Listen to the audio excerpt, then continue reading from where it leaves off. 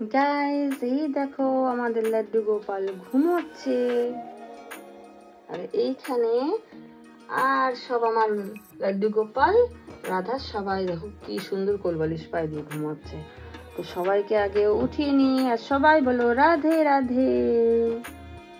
গোপু সোনা ওঠো বাবা, চাঁদ চাষে না মনে সে না, ওঠো বাবা, ওঠো ওঠো, চান করবা, নতুন জামা আনছি দেখাবো তো তোমাকে, চলো ওঠো। গাইস, অন্য ছোট ছোট আমার গোপু সোনাদেরকে স্নান করানো হয়ে গেছে।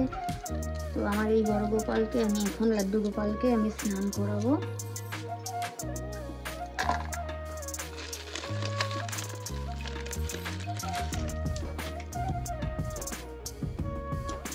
নিচ্ছি একটু অষ্টগন্ধা,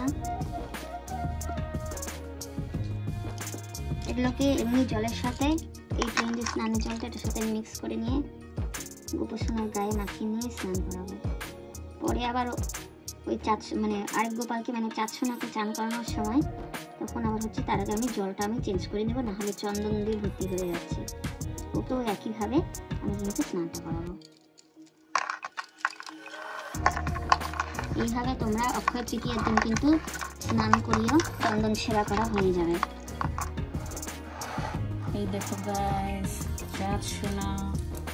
চাঁদ সোনাকে একই নিয়মেই চান করাবো।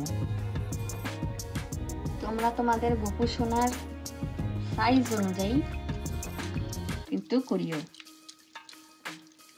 আমার হাসি কেন সোনা বাবা, শোনো আমার সোনা বাবা হাসি কেন? ডিগু ডিগু, আমি মুখে বেশি দিচ্ছি না, ফেব্রিক দেবো আবার।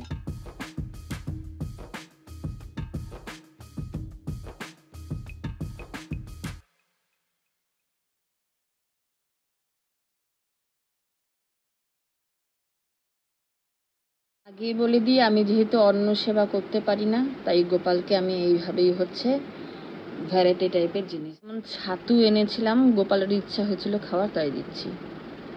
রাধে রাধে রাধে রাধে রাধে রাধে।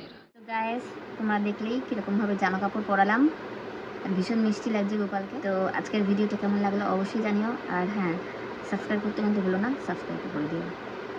রাধে রাধে।